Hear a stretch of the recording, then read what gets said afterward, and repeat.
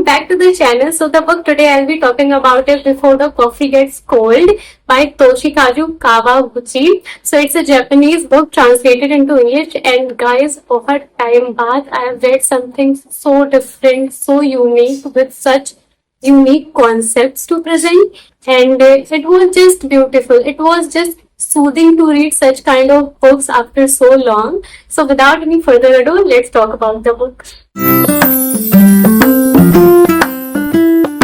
Okay, so the book talks about the concept of time travel. So there is a age-old restaurant जहाँ पे you can actually go back in the past and you can go in the future. But there is some conditions of doing so. There is only a particular chair you can sit on, जहाँ से जिस chair पे बैठ के आप past या future में जा सकते हैं, और आपको एक स्पेशल कॉफी सर्व की जाती है जिसके कोल्ड होने तक आपको दोबारा से प्रेजेंट में लौट के आना है अगर आप फास्ट में चले गए हैं तो. And the third thing is that कि आप जिस भी इंसान से मिलने जा रहे हैं पास्ट में, वो एक बार इस कैफे में आया होना चाहिए, इस रेस्टोरेंट में आया होना चाहिए. वो कोई ऐसा नहीं होना चाहिए जिसने रेस्टोरेंट कभी भी विजिट ना किया हो. And the fourth condition is that कि इस चेयर पे, इस पर्टिकुलर चेयर पे जिस पे बैठ के आप अपने पास्ट में जा सकते हैं, वहां पे एक वुमेन हमेशा बैठी रहती है. आपको उसको वॉशरूम ब्रेक पे भेजना होगा so that the chair can get empty, so you can sit there and go in your past. But you can not do it forcefully. अगर आप उस वुमेन को फोर्सफुली वहां से हटाने की कोशिश करते हैं तो then you will get cursed. Yeah, guys, so these are the conditions of going into the past. So tell me, do you want to go to the past after all these conditions? So there is one more condition, guys, I forgot to mention, that even if you have visited your past, you cannot change your present. आप अपने past में जाके चाहे कुछ भी कर लें, अगर आपने जो बोला है, अगर आप जाके कुछ और भी बोल दें, तो प्रेजेंट में जो भी उसका इम्पैक्ट है वो बदलने वाला नहीं. आपका प्रेजेंट जैसा है वैसा विजिट करके आने के बाद भी बिल्कुल वैसा ही रहेगा. So these are the conditions. So in this book there are 4 stories of different individuals. So the first story talks about a girl जो अपने बॉयफ्रेंड से पास्ट में मिलने जाती है because she have left a lot of things unsaid, और वो America जा रहा होता है और उसको लगता है कि मुझे उसे एक बार तो रोकना चाहिए था, एटलीस्ट मैंने उसको ऐसे जाने कैसे दिया. So the first story revolves around this girl and the boy because last time वो अपने बॉयफ्रेंड से जब वो अमेरिका जा रहा होता है तो लास्ट टाइम वो उससे उसी रेस्टोरेंट में मिलती है, तो वो चाहती है कि मैं दोबारा से पास में जाऊं और उससे वो सारी बातें एटलीस्ट कह दूं जो मैं उससे जाते वक्त नहीं कह पाई थी. So this is the first story. So the second story talks about a husband and a wife.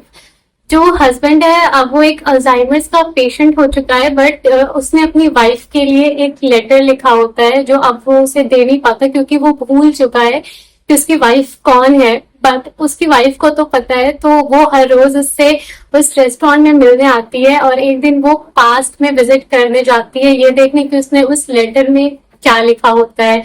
मैं आपको इन स्टोरीज के डिटेल्स नहीं बता रही हूँ क्योंकि मैं चाहती हूँ आप खुद से पढ़ें, and I am already talking about all these individual stories, so I think I am telling you enough, so you can read them all by yourself. Okay, so the third story is of 2 sisters. 2 बहनें होती हैं, एक बड़ी बहन एक छोटी बहन obviously. तो जो बड़ी बहन होती है वो अपने घर से सारी रिस्पॉन्सिबिलिटीज छोड़ के टाउन में शिफ्ट हो जाती है, अपनी एक शॉप खोल लेती है. बट इन सब वजहों से जो उसकी छोटी बहन होती है वो बहुत ही ज्यादा उदास हो जाती है. वो बार बार अपनी बहन को परसुएट करती है कि तुम घर चलो, तुम घर चलो. उसको बहुत सारे लेटर्स लिखती है, उसे बहुत मनाने की कोशिश करती है, बट इसका कोई फायदा नहीं होता है. वो टाइम टू टाइम टाउन को विजिट करती है अपनी बहन से मिलने, बट समहाउ उसकी बड़ी बहन उसको हमेशा रिफ्यूज कर देती है, उससे ढंग से बात नहीं करती है और हमेशा उससे बचती रहती है. But one day something happened और अब बड़ी बहन को पास्ट में जाके मिलना पड़ता है अपनी छोटी बहन से. And this is very sad story I read. So this is it for the third story. And if we talk about the fourth story, this is my favorite of all.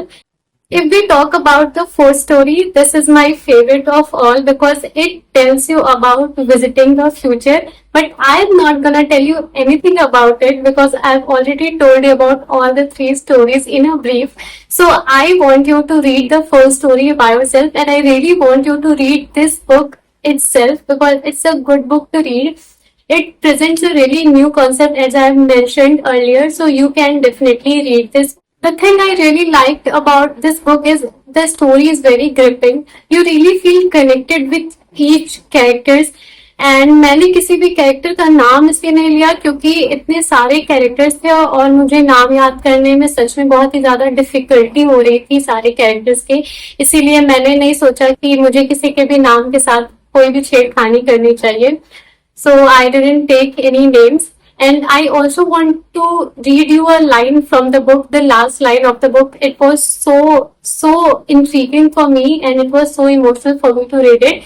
And let me read it out to you all. No matter what difficulties people face, they will always have the strength to overcome them. It just takes heart. And if the chair can change someone's heart, it clearly has its purpose. Once you have read this book, you gonna completely make sense of these lines and you're gonna completely love these lines too. So trust me on that and go read this book.